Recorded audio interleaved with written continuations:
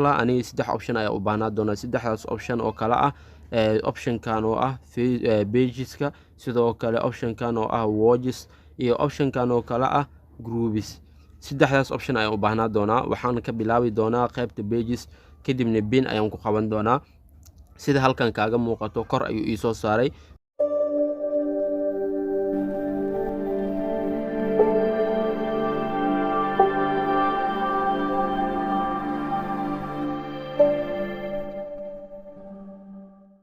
بسم الله الرحمن الرحيم. السلام عليكم ورحمة الله تعالى وبركاته. دمان بهذا كحرن أبيك تيج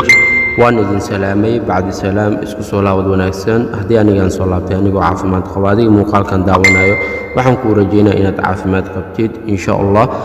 marka maanta muuqaalkeena muuqaaladii hore uu ku duwan yahay Facebook ayaa waxa lagu soo daray update kaasoo update aad ku anfacayo hadduu Ilaahay yiraahdo update kaas Facebook-gaaga ina wax badan aad ka bedeli kartid insha Allah intaan muuqaalkan guda galin haddii aad nagu cusub tahay please channel-ka subscribe saaro sidoo kale muuqaalkan like garay asxaabtadana la sii wadaag insha Allah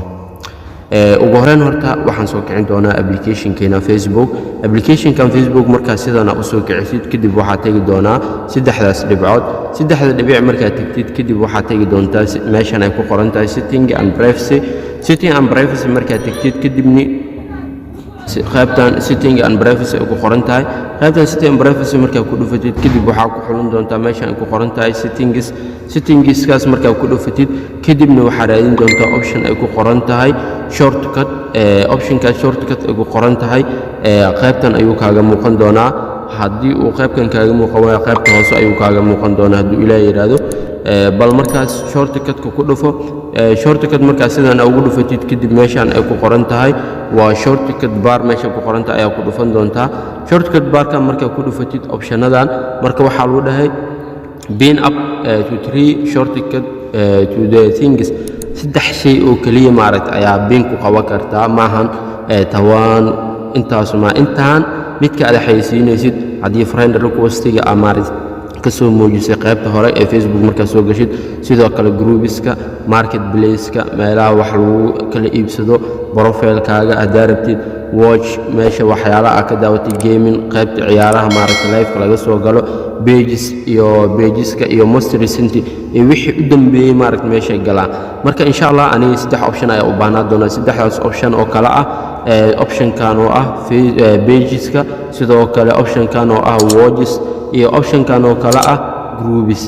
saddexdaas option ayaa u baahnaa doona waxaan ka bilaabi doonaa qaybta pages kadibna pin ayaan ku qaban doonaa sida halkan kaaga muuqato kor ayuu ii soo saaray waxaan ku xujin doonaa groups sida halkan kaaga muuqato asina kor uu ii soo saaray waxaan ku xujin doonaa maaragtay watch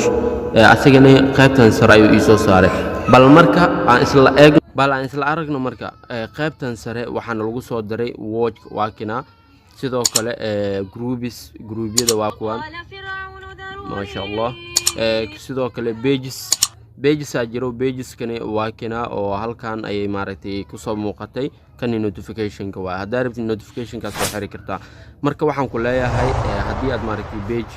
Facebook-gayga ku cusub tahay follow garay sidoo kale Instagram haddaad maaragtay muuqaalkan shortcut hadaad ka aragtid asaga gani follow garay insha Allah marka waxaan ku leeyahay maanta muuqaalkeena waxaan ugu talagalay inaan kula wadaago